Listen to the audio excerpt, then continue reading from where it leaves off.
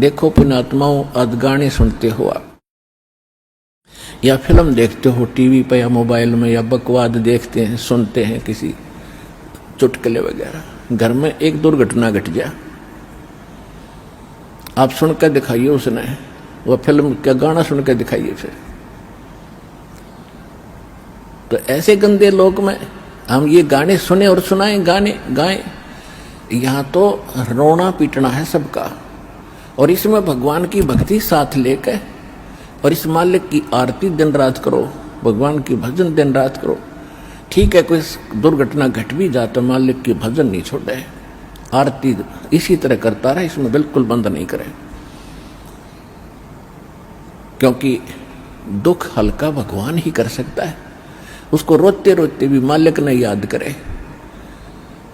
तो कहने का भाव ये है कि इस गंदे लोक में हम भूल जाते हैं, किसी के घटना घट गई, हम एक औपचारिकता करने जाते हैं वहां पर। अगर वो हमारे आया था और हम नहीं गए तो वो दुख मानेगा। बस वहां थोड़ी सी देर बस पूछ लेते हैं कैसे हुआ, क्या हुआ, बहुत बुरा हुआ, बाहर आते फिर वो सैर सपट्टे अपने जो के तो रहते। जिसके लागे सो तन जाने, और यह सब के लगेगी, किसी के पहले लग जाएगी, किसी के बाद में लगेगी। यहां तो कोई नहीं बचेगा इस मार से, काल के कोल्लू में सब पड़े हुए हैं। और एक दिन इसके पाठ के नीचे आपने आना पड़ेगा। परमात्मा कहते हैं चलती चक्की देख के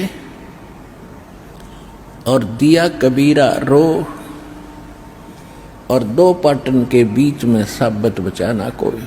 चक्की के बीच में चक्की चल रही है पत्थर की, उसमें कणक डाली जा रही है। कहते दो पाटों के बीच में, इस काल और माया के बीच में आपको पीसा जा रहा है, इसमें साबित कोई नहीं बचेगा। फिर कहते हैं कि किले से लागा रहे ताका नाश न हो।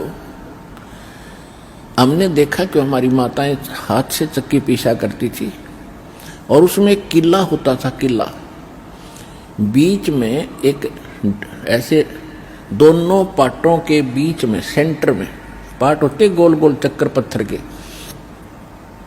उसमें एक तो डंडा सा लगा होता था उसको घुमाने के लिए, और एक उनके सेंटर में एक सुराख सा होता था, उसमें एक लकड़ की ऐसे गोल सी लंबी लंबी सी एक लगी हुई थी गुटका सा, और उसके चारों तरफ उसके खाली स्थान होता था, उसको किला बोलते थे। अब जो कणक उस किले में पड़ गई वह तो ज्यों की त्यों रहती थी, उस पर उन दोनों पाटों का असर नहीं होता था, और जो उन दो पाटों के बीच में आ गई वह सारी पीस दी जाती थी। तो यहां परमात्मा कहते हैं किले से लागा रहे ताका नाश ना हो। तो हम परमेश्वर कबीर जी के साथ लगेंगे, ये किला है इस काल के चक्की के बीच में, और जो परमात्मा के संपर्क में इसके निकट आ गया, फिर काल के इस पत्थर यानी दोनों पाटों से बच गया। तो जो परमेश्वर कबीर जी की शरण में आप आ गए, तो आप उस काल के कोल्लू से, उस चक्कर से यानी पिसने से बच जाओगे। नमस्कार सर। सत्साहेब जी। सर क्या नाम है आपका? रवि सिंह। सर कहाँ से हैं आप? गांव हाजीपुर, तहसील नारनौल, जिला महेंद्रगढ़, हरियाणा से। सर संत रामपाल जी महाराज से नाम दीक्षा आपने कब ली? 7 अगस्त 2017 को। सर क्या काम करते हैं आप?